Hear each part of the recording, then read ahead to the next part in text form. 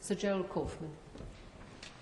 Madam Deputy Speaker, I was brought up as an Orthodox Jew and a Zionist.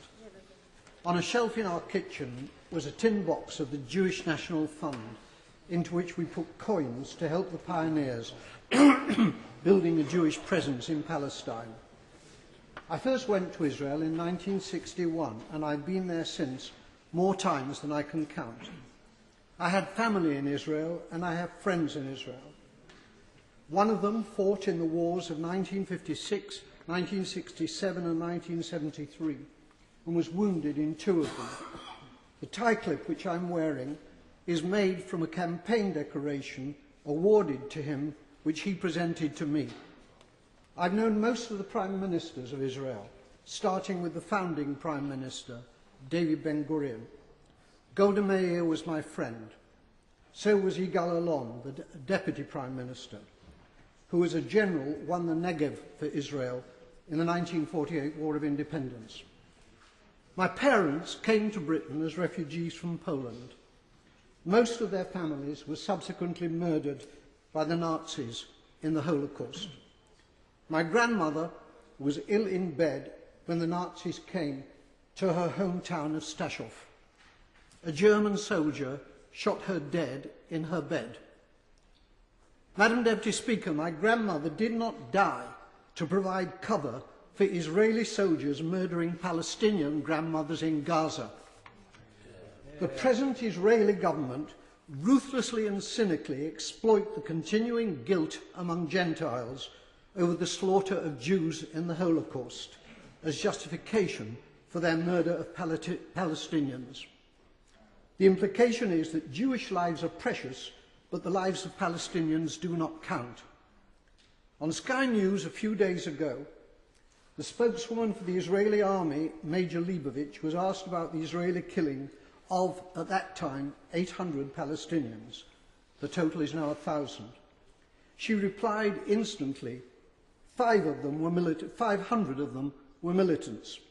That was the reply of a Nazi. I suppose that Jews fighting for their lives in the Warsaw Ghetto could have been dismissed as militants. The Israeli Foreign Minister, Tzipi Livni, asserts that her government will have no dealings with Hamas because they're terrorists. Tzipi Livni's father was Eitan Livni, Chief Operations Officer of the terrorist Irgun Tzvai Leumi, who organised the blowing up of the King David Hotel in Jerusalem, in which 91 victims were killed, including 4 Jews. Israel was born out of Jewish terrorism. Jewish terrorists hanged 2 British sergeants and booby-trapped their corpses. Irgun, together with the terrorist Stern Gang, massacred 254 Palestinians in 1948 in the village of Deir Yassin. Today, the present Israeli government indicate that they will be willing, in circumstances acceptable to them, to negotiate with the Palestinian President, Abbas, of Fatah. It's too late for that, Madam Deputy Speaker. They could have negotiated with Fatah's previous leader, Yasser Arafat, who was a friend of mine. Instead, they besieged him in a bunker in Ramallah, where I visited him. It's because of the failings of Fatah since Arafat's death that Hamas won the election, the Palestinian election in 2006. Hamas is a deeply nasty organisation, but it was democratically elected, and it is the only game in town. The boycotting of Hamas, including by our own government, has been a culpable error from which dreadful consequences have followed. The great Israeli Foreign Minister Abba Eban, with whom I campaigned for peace on many platforms, said, "You make peace by talking to your enemies."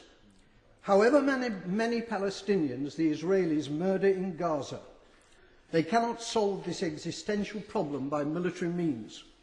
Whenever and however the fighting ends, there will still be 1.5 million Palestinians in Gaza and 2.5 million more Palestinians in the West Bank, who are treated like dirt by the Israelis, with hundreds of roadblocks and with the ghastly denizens of the illegal Jewish settlements harassing them as well.